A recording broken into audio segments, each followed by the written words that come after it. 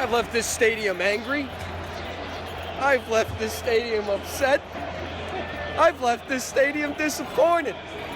But this time I'm leaving this stadium knowing we just kicked the New York Giants' ass in front of a national audience. Yeah, give it up. E-A-G-L-E-S, Eagles! Well, that was fun. Really, Giants? That's all you had in you? 7 points? That was it? It's okay. It's okay, Giants fans. It's all right. Look on the bright side of things. It's a 7-point improvement over what you did last time you visited Philadelphia. And a special shout out to all those Giants fans who made the pilgrimage down to Lincoln Financial Field. I hope you enjoyed the traffic on the way home. How long it take you? 2.5 hours up 95? Man, that is an awful long time to be sitting on an ass that just got kicked on national television. I even saw that one gal. What's her name? License plate lady? Guy? License plate guy? That's a dude? Dude, huh? Looks like Sarah Jessica Parker's ugly sister. And there he was in his 0 Super Bowls Eagles jersey. Ha ha ha. Watching his team get his ass kicked by the Eagles. Again. Listen, let me tell you something, pal. You keep coming to Lincoln Financial Field wearing that garbage, you're gonna end up like that kid in the red Eli Manning jersey taking a nap on the concrete. How does somebody even become famous for wearing license plates as a necklace? Probably because he spends the rest of his time getting pearl necklaces inside the Giants' locker room. And this friggin' slapdick, Steve Weatherford, putting a Giants jersey on the Rocky statue. Listen, Stevie, if I were you, I'd let my play on the field do the talking for me. Oh yeah, that's right. You got cut. Punters are like children. They should be seen, not heard. And former punters, ex-NFL players, dudes who used to kick the ball, should learn how to keep their friggin' traps shut. Seriously, if I wanted to take crap from somebody who spent too much time looking in the mirror or doing squats and knew nothing about football, I'd call your sister. Where does someone even find a Steve Weatherford jersey anyway? How far did you have to reach your arm down into some bargain bin in some Walmart in the middle of Newark to find that gem? Where do you get the balls, Steve Weatherford? Seriously. Where do you get the balls? Because I know all those steroids you're shooting up are shrinking those bad boys up quite a bit. Am I right? Am I right? And look, nothing I could say would speak as loudly as watching the Eagles kick the New York Giants' ass on Monday Night Football. And I gotta give credit where credit is due, because when this team gets their ass kicked top to bottom, special teams, offense, and defense, it's not execution, it's on the coach, it's on Chip Kelly. But when you flip the script and you start kicking ass, like against the Saints, like against the Giants, well, Mr. Charles Edward Kelly, good job. My hat's off to you. Keep up the good work. You deserve 100% of the credit when you kick their asses, just like you deserve 100% of the blame when you get your ass kicked. Fix it? I'm willing to call it a work in progress, but they're headed in the right direction. So what's up next week? Sunday Night Football in front of a national audience once again against the undefeated Carolina Panthers. Undefeated, huh?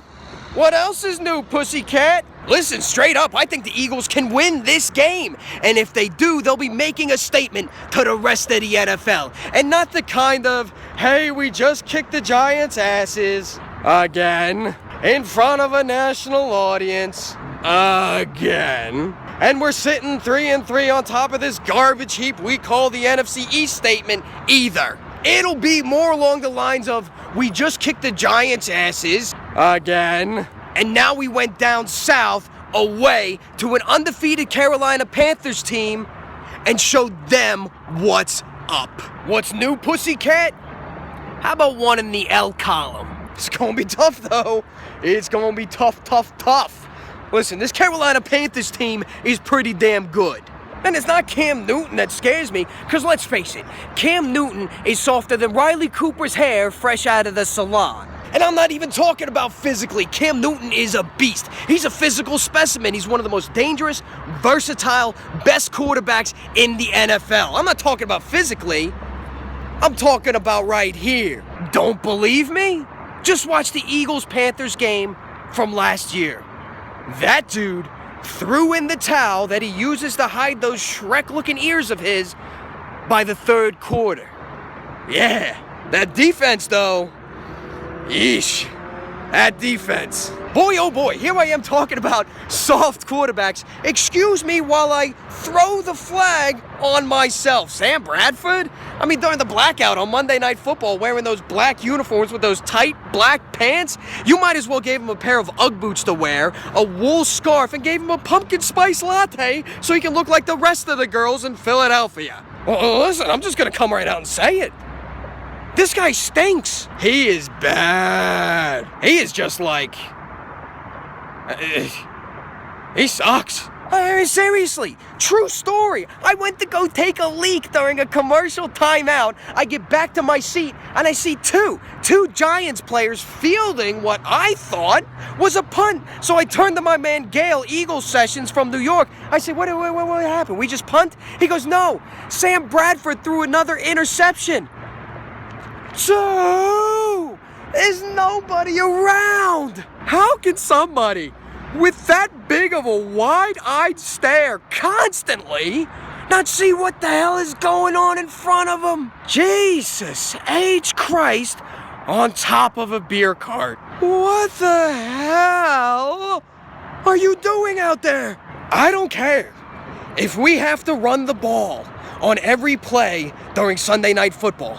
If I see that baggy-sleeved, no-ass-having, turnover machine throw another pick inside the end zone, I am personally going to call the Rams myself and demand a refund. Put in Sanchez. Seriously. I know he stinks and can't throw the ball more than 25 yards, but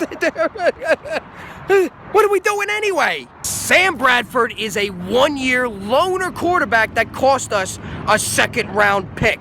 We don't have him under contract next year, and at this point, do we want to? And look, Chip Kelly, I mean, I don't want to rip you for taking a chance on the guy. I realize that Nick Foles wasn't your guy and you were trying to catch lightning in a bottle.